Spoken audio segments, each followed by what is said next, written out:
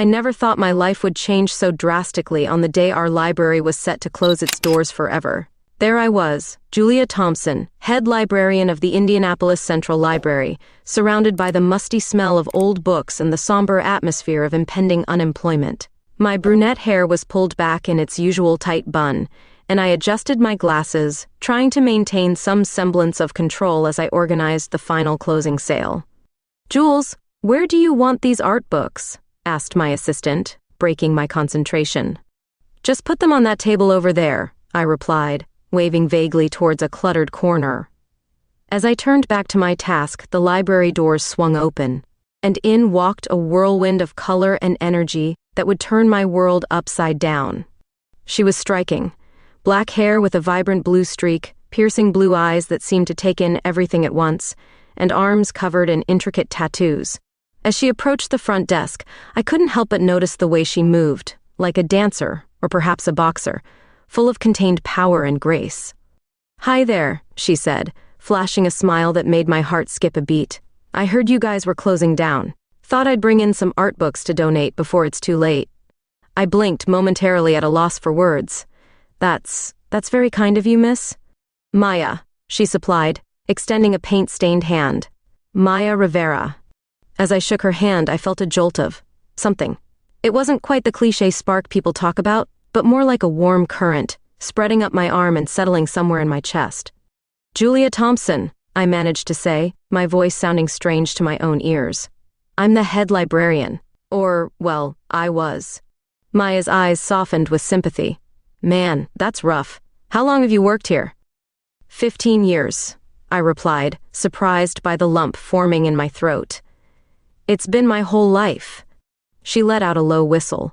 "Shit, I'm sorry. That's gotta be tough." I nodded, not trusting myself to speak. Maya glanced around the nearly empty library, then back at me. "Listen, I know this might sound crazy, but do you want to grab a coffee? You look like you could use a break, and I'd love to hear more about this place." Part of me wanted to refuse. I had work to do, after all. But something in Maya's eyes, a mixture of kindness and mischief, made me pause. When was the last time I'd done anything spontaneous? "You know what? I'd like that," I heard myself say. As we walked to the nearby cafe, I found myself opening up to this vibrant stranger. I told her about my recent divorce, how the library had been my sanctuary, and how lost I felt now that it was closing. Maya listened intently, her blue eyes never leaving my face. "Sometimes endings are just new beginnings in disguise," she said softly. "Maybe this is your chance to discover a new passion."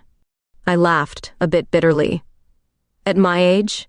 I'm not sure I even know who I am anymore without this job." She reached across the table, her fingers brushing mine. "Then maybe it's time to find out." That touch, brief as it was, sent a shiver through me. I pulled my hand back, confused by my own reaction. Maya didn't seem to notice, launching into a story about her latest art project, a series of murals celebrating the city's hidden gems. As she spoke, her passion was infectious. I found myself leaning in, captivated by her words, and the way her eyes lit up. For the first time in months, I felt a spark of excitement about the future. "You should come to the farewell party tonight," I blurted out, surprising myself. "We're having one last hurrah before we lock the doors for good." Maya's smile was radiant. "I'd love to. It's a date." The word date hung in the air between us, laden with possibilities I wasn't quite ready to examine. But as we said goodbye and I watched her walk away, I couldn't deny the flutter in my stomach, or the way my eyes lingered on her retreating form. That night, as I got ready for the party, I found myself paying more attention to my appearance than I had in years. I let my hair down, applied a touch of makeup, and chose a dress that had been gathering dust in my closet. When I arrived at the library, the atmosphere was bittersweet. Colleagues and longtime patrons mingled, sharing memories and saying goodbyes, but my eyes kept darting to the door, waiting for a flash of blue hair. And then, there she was. Maya entered the room like a breath of fresh air, her presence immediately lifting the somber mood.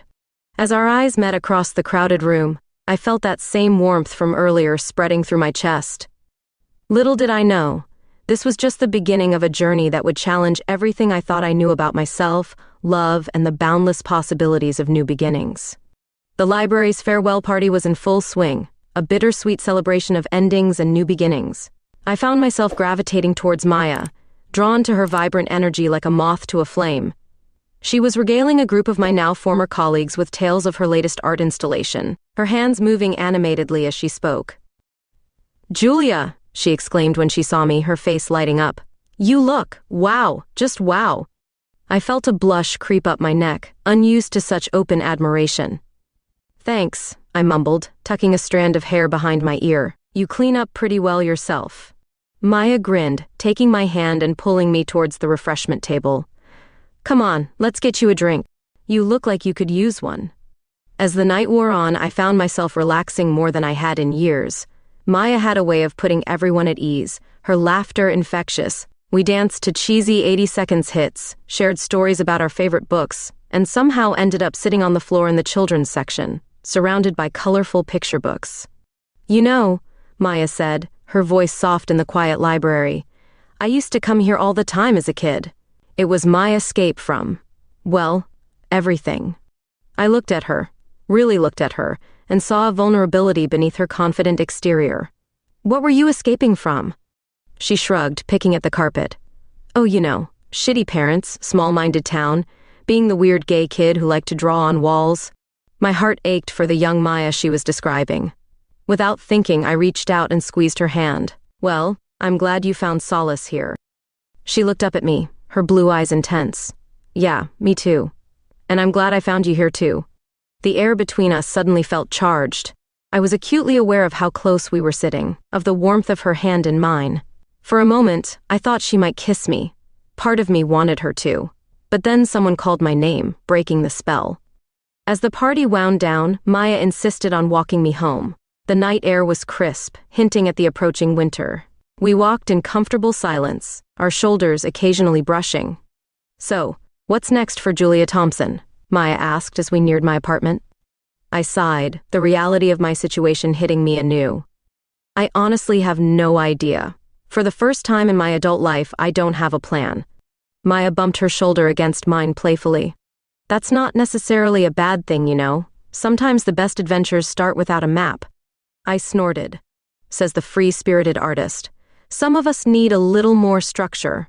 "Maybe," she conceded. "Or maybe you just need someone to show you how fun a little chaos can be." She paused, then added, "Hey, why don't you come see my studio tomorrow? I could use a fresh pair of eyes on my latest project." I hesitated. The responsible part of me said I should be job hunting, updating my resume. But the part of me that had been awakened by Maya's presence was curious, eager even. "Okay," I heard myself say. "Why not?" The next day, I found myself in a part of town I'd never ventured into before. Maya's studio was in an old warehouse, the brick walls covered in vibrant murals. Inside, the space was a riot of color and texture, canvases and spray cans scattered everywhere. "Welcome to my chaos," Maya said, spreading her arms wide. I wandered around, taking in the half-finished paintings and sketches. Her talent was undeniable, her style a mix of street art edge and classical techniques. "Maya, these are incredible," I breathed. She came up behind me, close enough that I could feel the heat of her body. "Thanks," she said softly, "but I want to show you something special." She led me to a canvas covered with a sheet. With a flourish, she pulled it away, revealing a stunning mural design.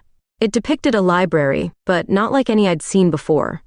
Books flew from the shelves, their pages transforming into birds, butterflies, and fantastical creatures. And in the center, barely noticeable at first glance, was a figure that looked remarkably like me, arms outstretched as if embracing the magic around her.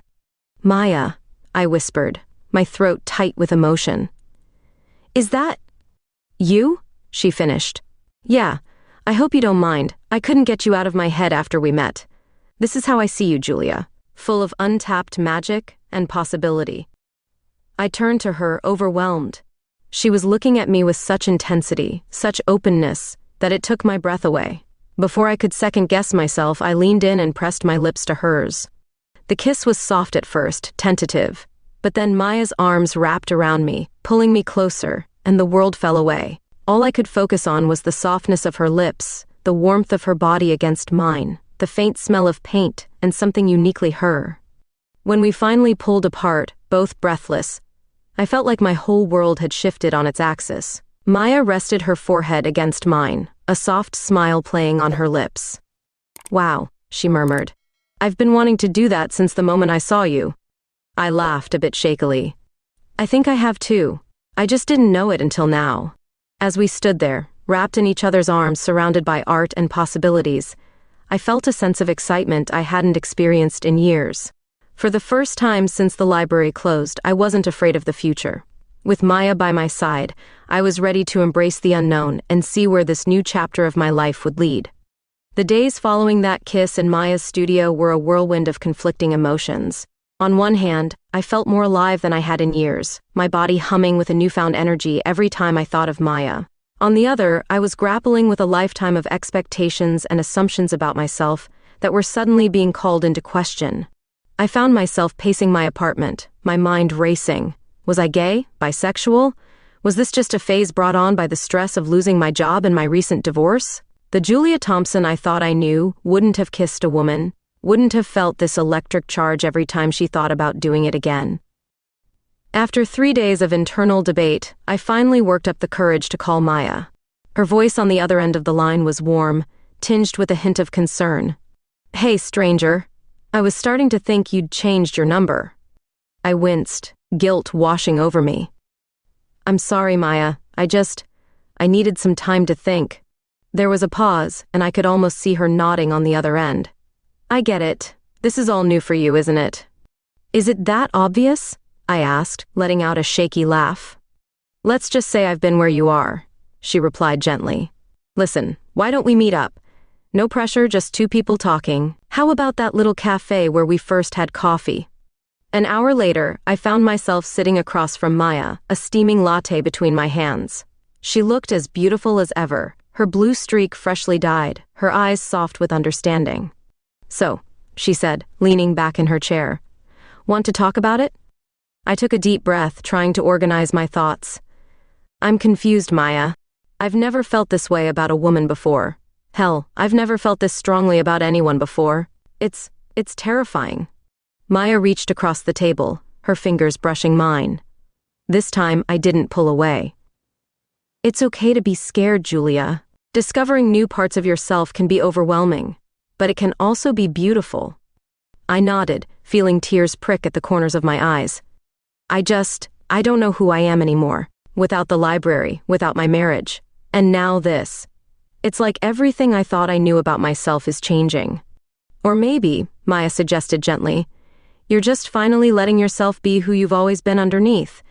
Her words hit me like a thunderbolt. I thought back to all the times I'd felt a flicker of something when looking at a beautiful woman. All the crushes on female teachers and friends that I'd dismissed as admiration. Had I always known, deep down? "I think," I said slowly, "I'd like to figure it out, with you, if you're willing to be patient with me." Maya's smile was radiant. "I'd like nothing more." From that day on, Maya and I began a dance of sorts. We took things slow, spending time together, without the pressure of defining our relationship. She showed me her world, underground art galleries, late-night poetry slams, and hidden corners of the city I'd never known existed. One evening, about 2 weeks after our cafe conversation, Maya took me to a small, intimate restaurant tucked away in a quiet neighborhood. The lighting was soft, the music low, and as we sat across from each other, I felt a familiar warmth spreading through my chest. "Is this a date?" I asked, surprised by my own boldness. Maya's eyes twinkled. "Do you want it to be?" I considered for a moment, then nodded. "Yes, I think I do." Her smile was worth every moment of uncertainty I'd felt. As we talked and laughed over dinner, I felt myself relaxing into this new reality. When Maya reached across the table to take my hand, I didn't hesitate to intertwine our fingers. After dinner, we walked through a nearby park, the autumn leaves crunching beneath our feet. Maya stopped suddenly, turning to face me. "Julia," she said, her voice soft but serious. "I really like you, and I want you to know that I'm willing to go at whatever pace you're comfortable with. There's no rush." I looked at her, taking in the sincerity in her eyes, the gentle curve of her lips. And in that moment, all my doubts and fears seemed to melt away. I stepped closer, cupping her face in my hands. "Maya," I whispered, "I'm tired of being afraid. I want this. I want you." This time, when our lips met, there was no hesitation. The kiss was deep, passionate, filled with all the emotions we'd been holding back. Maya's arms wrapped around me, pulling me close, and I lost myself in the sensation. When we finally broke apart, both breathless, Maya rested her forehead against mine. "Wow," she murmured. "That was—" "Yeah," I agreed, unable to keep the smile off my face. As we walked hand in hand back to my apartment, I felt a sense of peace settle over me. The future was still uncertain. I still needed to find a job, to figure out my new identity. But for the first time, I was excited about the possibilities. At my door, Maya kissed me again, soft and sweet. "Good night, Julia," she said. "Sweet dreams." As I watched her walk away, I touched my lips, still tingling from her kiss. Whatever challenges lay ahead, I knew one thing for certain: my life would never be the same, and I couldn't wait to see where this new chapter would lead. The weeks that followed were a whirlwind of discovery, both of myself and of the thrilling new relationship blooming between Maya and me. Each day brought new experiences, new sensations, and a growing certainty that this was where I was meant to be. But as with any major life change, there were storms brewing on the horizon. The first drops fell on a crisp Monday morning when I received a call from a prospective employer. "Ms. Thompson," the voice on the other end said, "we're impressed with your credentials. We'd like to offer you a position as our new head of digital archives." I should have been elated. It was a prestigious position, a chance to continue my career in a new direction. But as I listened to the details, a knot formed in my stomach. "Of course, we have a strict code of conduct," the man continued. "We pride ourselves on maintaining a professional image." The subtext was clear. They'd done their research, probably stumbled across some photos of Maya and me that had made their way onto social media. My personal life was under scrutiny. "I'll need some time to consider the offer," I managed to say, my voice tight. After hanging up, I sat on my couch, head in my hands. This was the reality I'd been avoiding, the fact that my new life, my relationship with Maya, might have consequences I hadn't anticipated. As if summoned by my distress, my phone buzzed with a text from Maya. "Surprise lunch date? I'm in your area." 20 minutes later, we were seated in a small bistro, Maya's concerned eyes searching my face. "Okay, Spill," she said. "What's got you looking like someone stole your favorite book?" I took a deep breath and explained about the job offer and the implied conditions. Maya's expression darkened as I spoke. "That's bullshit," she said, her voice low and angry. "They can't discriminate against you for who you love." "They're not explicitly," I sighed. "But it's clear they want someone conventional." Maya reached across the table, taking my hand. "Julia, you are extraordinary. Any place that can't see that doesn't deserve you." Her words warmed me, but the reality of our situation still weighed heavily. "It's not just about the job, Maya. This is going to keep happening. My family, my old friends, they're not all going to understand." As if on cue, my phone buzzed again. It was my sister, Catherine. "Jules, is it true? Mom saw some pictures online. Are you dating a woman?" I felt the blood drain from my face. Maya squeezed my hand, grounding me. "You don't have to answer now," she said softly. But I knew I couldn't hide anymore. With trembling fingers, I typed out a response. "Yes, it's true. Her name is Maya. She makes me happy." The reply came almost instantly. "I don't understand. What about Tom? What about the life you had?" I could feel tears pricking at my eyes as I read the message aloud to Maya. She moved to my side of the booth, wrapping an arm around me. "It's okay," she murmured. "You don't owe anyone an explanation for your happiness." But even as I leaned into her embrace, I couldn't shake the feeling that my world was shifting once again, and not everyone in my life was ready to shift with it. The next few days were a blur of uncomfortable conversations and tense silences. My parents, still reeling from my divorce, couldn't wrap their heads around this new development. Old colleagues whispered behind my back. Even some friends I thought I could count on expressed their concerns. Through it all, Maya was my rock. She held me when I cried, made me laugh when I felt like I was drowning, and never once made me feel like I was a burden. One evening, as we curled up on my couch watching an old movie, Maya turned to me with a serious expression. "Julia," she said, her voice soft but firm, "I need you to know something. I'm in this for the long haul. Whatever happens, whatever people say or think, I'm here. You're not alone." I looked at her, this beautiful, passionate woman who had turned my world upside down in the best possible way. And in that moment, I knew that no matter what challenges we faced, it was all worth it. "I love you," I said, the words slipping out before I could second-guess them. Maya's eyes widened, a slow smile spreading across her face. "I love you too," she whispered, leaning in to kiss me. As our lips met, I felt a sense of peace wash over me. Yes, there were still battles to be fought, prejudices to overcome, but here, in Maya's arms, I was home. The next morning, I woke up with a renewed sense of purpose. I called the company back and politely declined their offer, explaining that I was looking for an environment that valued diversity and inclusivity. Then, with Maya's encouragement, I decided to take a leap of faith. I'd always harbored a secret dream of opening a bookstore, one that celebrated art and literature in all its forms. With my severance pay from the library and Maya's connections in the art world, it suddenly seemed possible.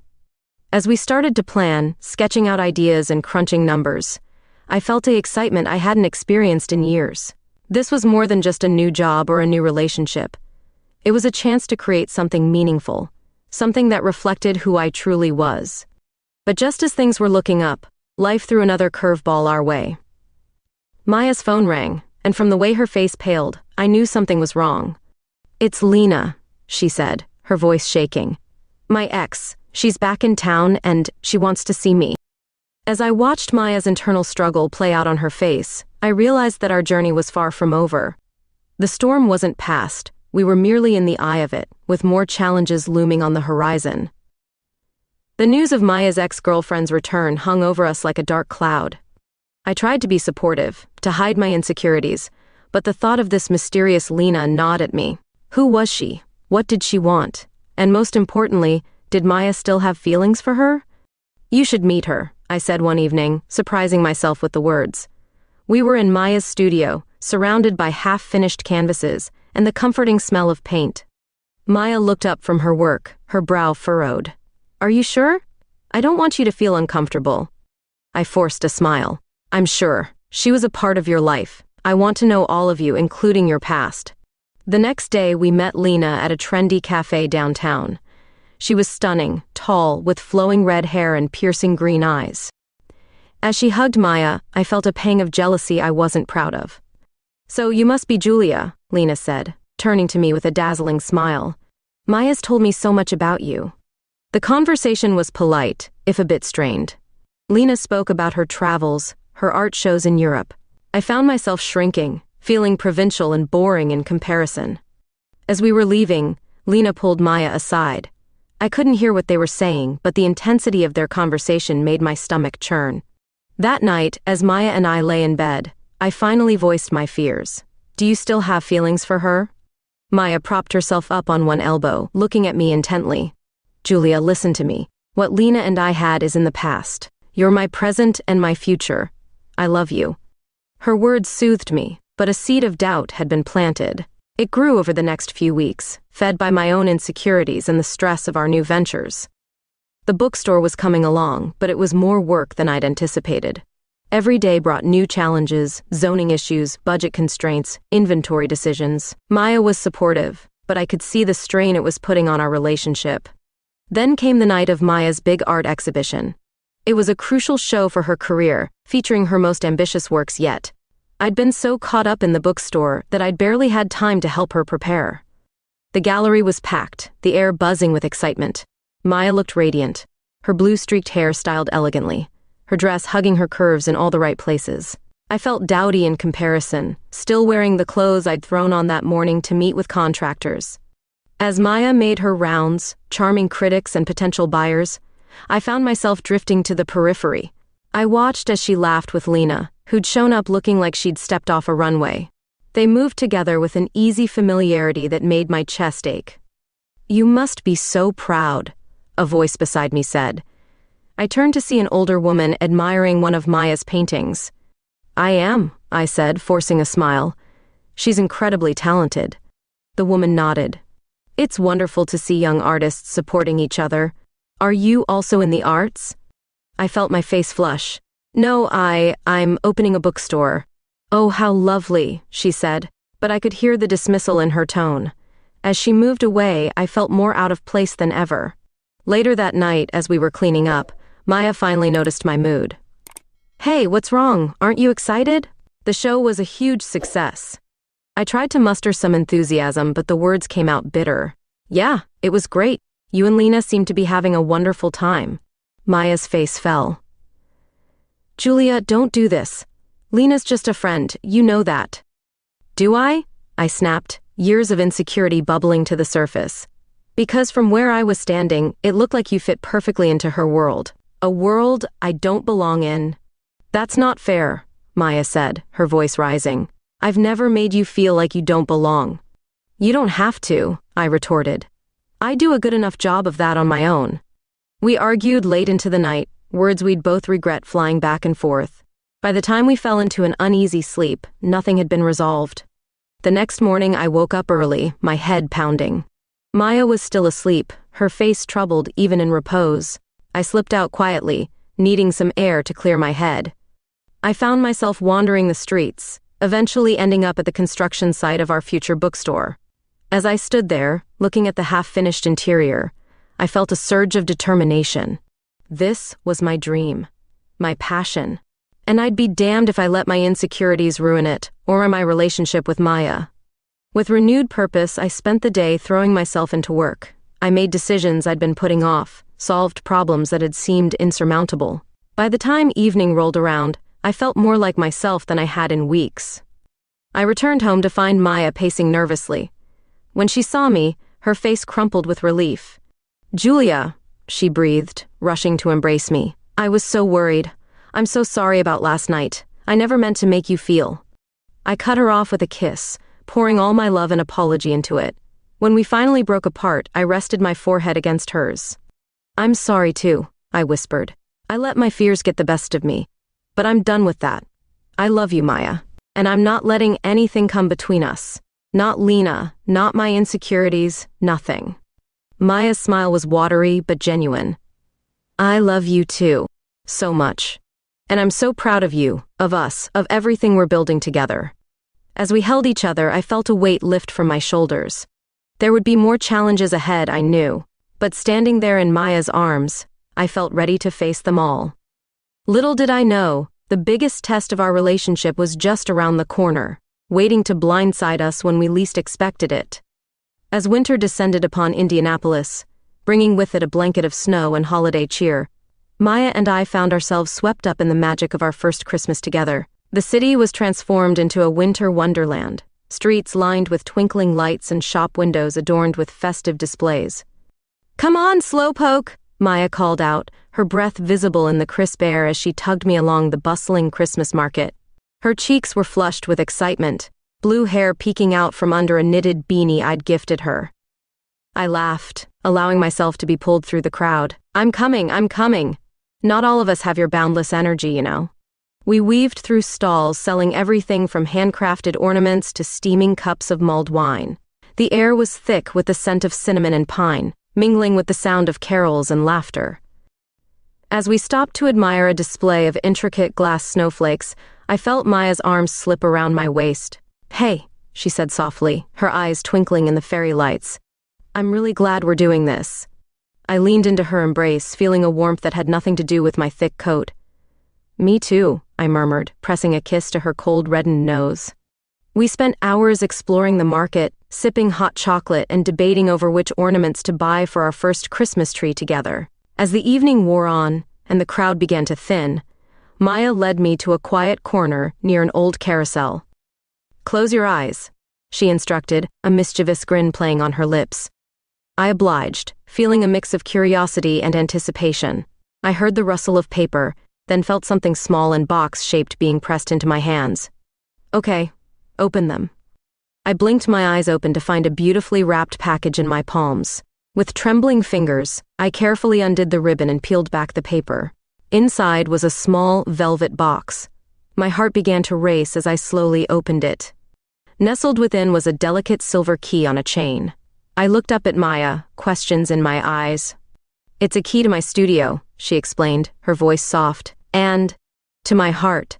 I know it's not much, but I wanted you to know that you have a place in every part of my life, Julia. Always." Tears pricked at my eyes as I pulled her in for a deep, passionate kiss. Around us, the world seemed to fade away, leaving just the two of us in our own little bubble of happiness. That night, as we stumbled back to my apartment, giddy with love and maybe a little too much mulled wine, I felt a sense of completion I'd never experienced before. We fell into bed, a tangle of limbs and laughter, our kisses growing heated. What followed was a night of tender exploration and passionate discovery. We made love with an intensity that left us both breathless, our bodies moving together as if they'd always been meant to. In the afterglow, as we lay intertwined, I marveled at how far we'd come, how much we'd overcome. The next morning, I woke to the smell of coffee and the sound of Maya humming in the kitchen. I padded out, wrapped in a blanket, to find her making pancakes. "Good morning, beautiful," she said, flipping a pancake with flair. "Sleep well?" I wrapped my arms around her from behind, pressing a kiss to her shoulder. "Better than ever," I murmured. As we sat down to breakfast, I couldn't help but think about how domestic this all felt. How right. "Move in with me," I blurted out suddenly. Maya's fork clattered to her plate. "What?" I took a deep breath, suddenly nervous but certain. "Move in with me, or I'll move in with you. I don't care. I want to wake up to this every morning." A slow smile spread across Maya's face. "Julia Thompson, are you saying you want to U-Haul with me?" I laughed, remembering the lesbian stereotype she'd once joked about. "I guess I am. What do you say?" Her answer came in the form of a syrup-sweet kiss that left me dizzy with happiness. The next few weeks were a whirlwind of packing boxes, rearranging furniture, and blending our lives in ways both big and small. We decided to take the plunge and find a new place together, something that could be truly ours. It wasn't all smooth sailing, of course. We bickered over whose art would go where, debated the merits of my organized filing system versus Maya's more creative approach to storage. But even in our disagreements, there was an underlying current of joy, of rightness. As Christmas approached, our new home began to take shape. My books mingled with Maya's canvases, her colorful throw pillows softening my more austere furniture. We spent evenings decorating our tree, Maya insisting on hanging the most outrageous ornaments in prominent positions, while I tried to maintain some semblance of color coordination. On Christmas Eve, we hosted a small gathering of friends. As I watched Maya charming everyone with her stories, her hand never far from mine, I felt a surge of pride and love so strong it almost overwhelmed me. Later that night, as we lay in bed, the room bathed in the soft glow of Christmas lights, Maya propped herself up on one elbow, looking at me intently. "What?" I asked, suddenly self-conscious. "Nothing," she said, tracing a finger along my jawline. I never thought I could be this happy." "You've changed my life, Julia." I pulled her down for a kiss, trying to pour all my emotions into it. "You've changed mine too," I whispered against her lips.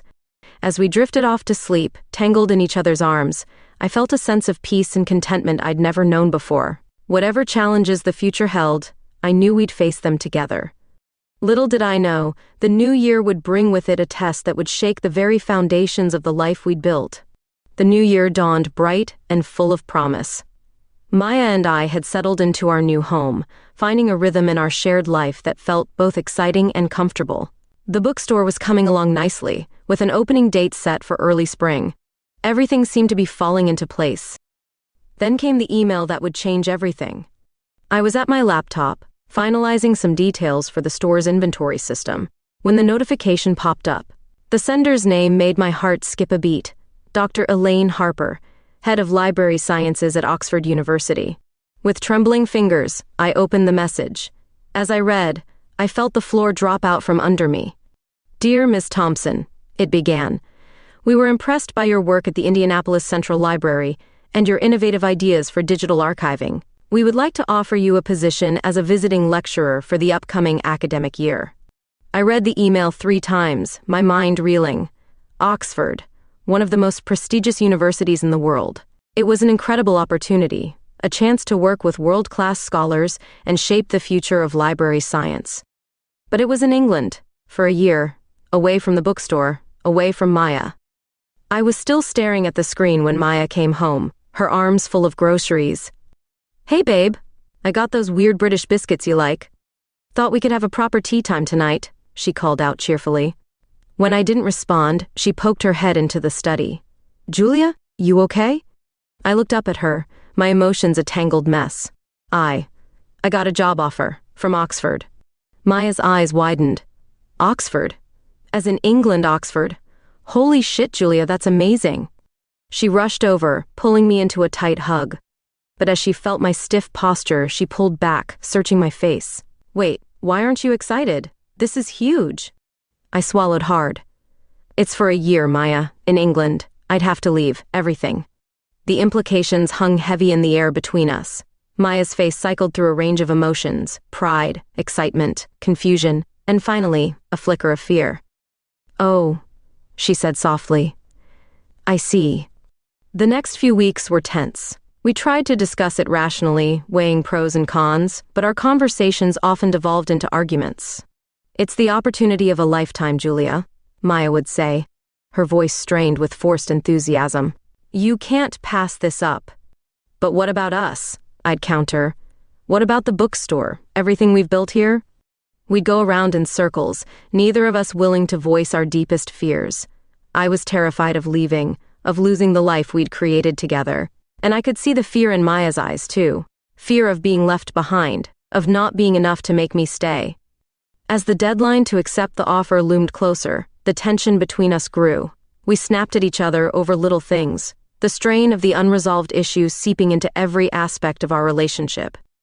One night, after a particularly heated argument, Maya stormed out of the apartment. I sat on the couch, my head in my hands, feeling more lost than ever. That's when my phone buzzed with a text. It was from Tom, my ex-husband. Heard about the Oxford offer. Congratulations. Can we meet for coffee? I hesitated, my thumb hovering over the screen. Tom and I hadn't spoken much since the divorce, and even less since I'd started dating Maya. But in that moment, I needed someone to talk to, who wasn't emotionally invested in my decision.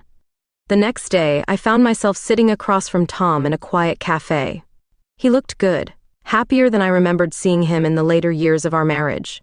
So, he said, after we'd exchanged awkward pleasantries. Oxford, huh? That's quite something. I nodded, absently stirring my coffee.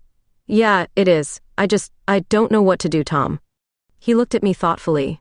You know, Julia, when we were married, I always felt like you were holding back, like there was a part of you that was waiting for something. I think this might be it.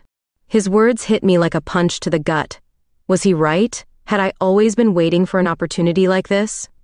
But what about Maya? I asked, voicing the fear that had been gnawing at me. What if I lose her? Tom's smile was kind, if a little sad. If she loves you, really loves you, she'll support your dreams. And if it's meant to be, you'll find a way to make it work. As I left the cafe, my mind was whirling. Tom's perspective had shifted something in me, making me see the situation in a new light. I found Maya in her studio, working on a new piece. When she saw me, she put down her brush, her posture wary. I'm going to accept the offer, I said, my voice steady despite the pounding of my heart. Maya's face fell, but she nodded. I thought you might. It's the right decision, Julia. You deserve this. I crossed the room, taking her paint-stained hands in mine. But I'm not going without you. Her eyes widened in surprise. What? I love you, Maya, and I want you with me on this adventure. We can make it work. You can paint anywhere, right? And it's only for a year.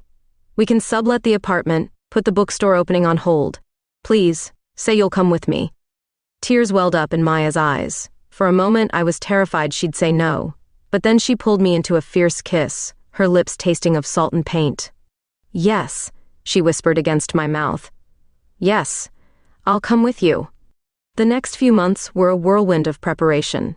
We had to arrange visas, find a place to live in Oxford, figure out what to do with our apartment and the half-finished bookstore. It was stressful and exciting in equal measure. The night before our flight, as we lay in bed surrounded by half-packed suitcases, Maya turned to me. Are you scared? She asked softly. I thought about it for a moment. A little, I admitted. But mostly I'm excited. As long as we're together, I feel like we can handle anything. Maya snuggled closer, her head resting on my chest. Me too, she murmured. As I drifted off to sleep, I felt a sense of anticipation bubbling up inside me. We were about to embark on the biggest adventure of our lives, And while I didn't know what challenges lay ahead, I knew that with Maya by my side, I was ready to face them all. Little did I know, our journey was far from over. The year in Oxford would test us in ways we never could have imagined, pushing our love to its limits and forcing us to confront truths about ourselves and our relationship that we'd never dared to face before. Our year in Oxford flew by in a whirlwind of ancient spires, musty libraries, and rain-soaked cobblestone streets. I threw myself into my work, relishing the challenge of lecturing to bright-eyed students and collaborating with world-renowned scholars. Maya, true to her adaptable nature, found inspiration in the city's rich history and vibrant art scene. But as the months wore on, cracks began to appear in our seemingly perfect life. The long hours I spent at the university left Maya feeling isolated. Her art, once so vibrant and full of life, took on darker tones. We argued more frequently, over little things that had never bothered us before. One rainy evening, as I rushed home from a late faculty meeting, I found Maya sitting in the dark of our small flat, surrounded by half-finished canvases. "Maya?" I called out, flicking on the lights. "What's wrong?" She looked up at me, her eyes red-rimmed. "I can't do this anymore, Julia." My heart dropped. "What do you mean?" "This," she gestured around vaguely. "Us, here. I'm losing myself and I think you're losing me too." We talked long into the night, laying bare all the fears and resentments we'd been harboring. Maya felt like she was living in my shadow, always the +1 at academic functions. I realized I'd been so caught up in my work that I'd neglected our relationship. By morning, we'd made a decision. Maya would return to Indianapolis early, to prepare for her upcoming gallery show, and to start work on the bookstore. I would finish out the academic year and join her in a few months. It was a bittersweet parting at Heathrow. As I watched Maya disappear through security, I felt a mixture of relief and dread. We needed this time apart, I told myself. It would make us stronger. The remaining months in Oxford were a blur of lectures, research, and loneliness. Maya and I video chatted daily, but there was a distance between us that hadn't existed before. I threw myself into my work, trying to ignore the nagging feeling that something fundamental had shifted in our relationship. Finally, the day came for my return to Indianapolis. As the plane touched down, my stomach was in knots. Would things be the same between us? Had too much changed? Maya was waiting for me at the arrivals gate, a bouquet of wildflowers in her hand. When our eyes met, I felt a rush of emotion so strong it nearly knocked me off my feet.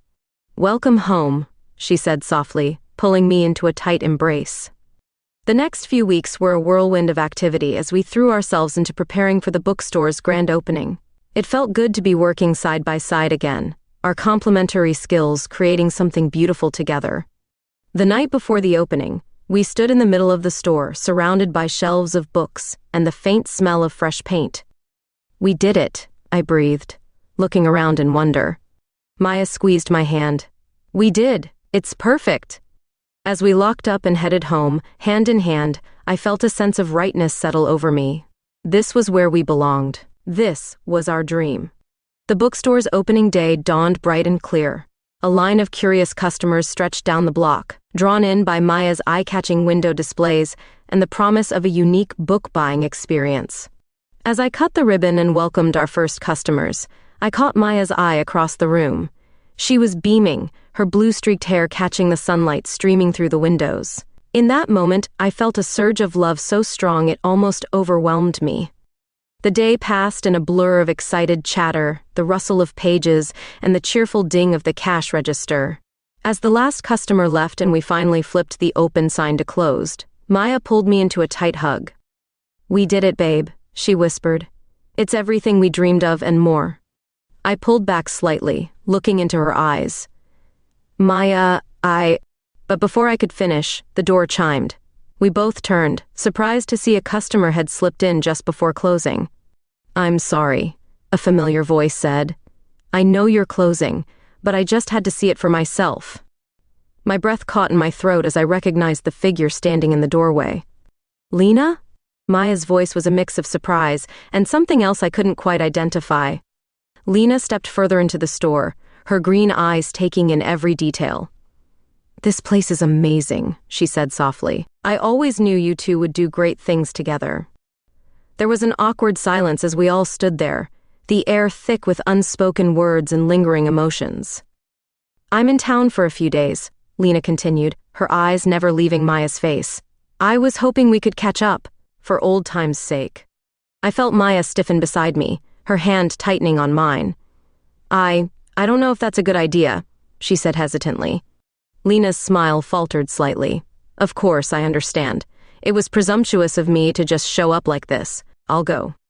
As she turned to leave, I saw something flicker across Maya's face. Regret? Longing? Before I could process it, Maya spoke up. "Wait," she called out. Maybe we could all have dinner together, tomorrow night?" Lena's face lit up. "I'd love that." As we watched her leave, I turned to Maya, a question in my eyes.